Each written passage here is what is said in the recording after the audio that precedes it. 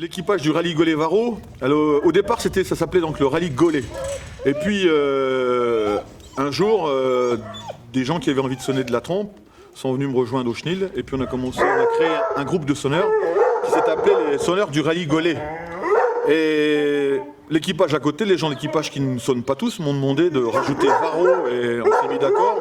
On a rajouté Varro à l'équipage parce que rallye Gollet, c'était le lieu dit où on est là aujourd'hui, les Gollets.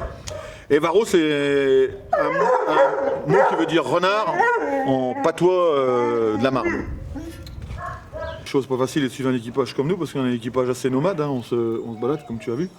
Donc le rallye Gollet Varro, donc je suis maître d'équipage du rallye Gollet Varro, comme tu le sais. Et donc cette saison, on s'est déplacé, on a chassé dans la Marne bien sûr, d'un bout du département à l'autre, dans les Ardennes bien sûr, dans l'Aisne aussi, la Seine-et-Marne, et puis on a fait quelques déplacements comme la Bretagne où on est parti chasser 4 jours, le Loiret où on est parti 2 jours, et aussi là prochainement on s'en va pour finir la 30 et 31, on s'en va en Touraine.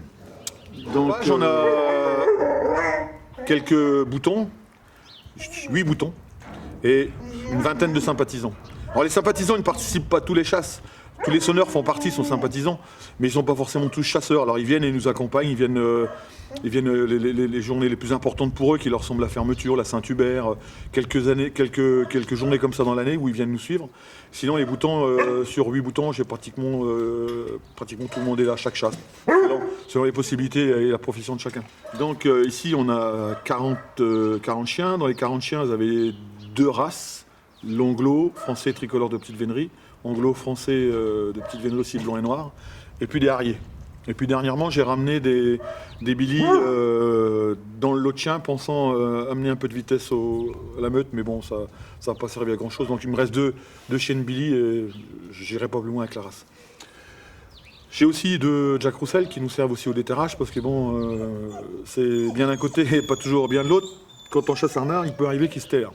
Alors là, donc, à ce moment-là, il faut être outillé, mais non seulement être outillé, avoir des petits chiens qui puissent descendre au terrier et surtout descendre au terrier, aboyer et le faire ressortir le plus vite possible. J'essaye de maintenir la race dans le type, mais surtout, ce qui compte pour moi, c'est que les chiens chassent. Après, l'homogénéité de la meute n'est pas toujours comme je le voudrais, mais bon, la première des priorités pour nous, c'est que les chiens chassent et qu'ils chassent le renard, quoi. Alors après, la beauté, c'est pas toujours. On essaye d'avoir des beaux et du bon, mais je préfère du bon moins beau. Voilà. On chasse que le renard.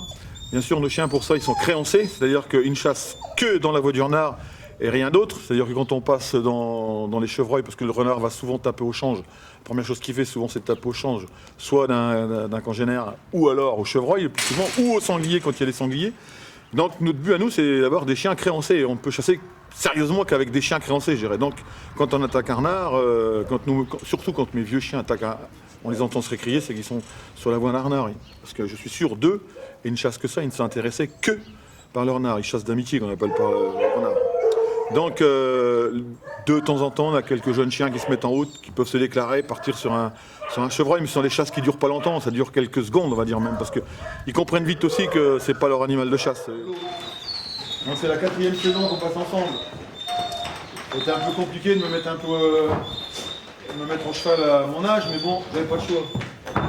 Mes jambes, c'est plus facile de chasser à cheval que de chasser à pied.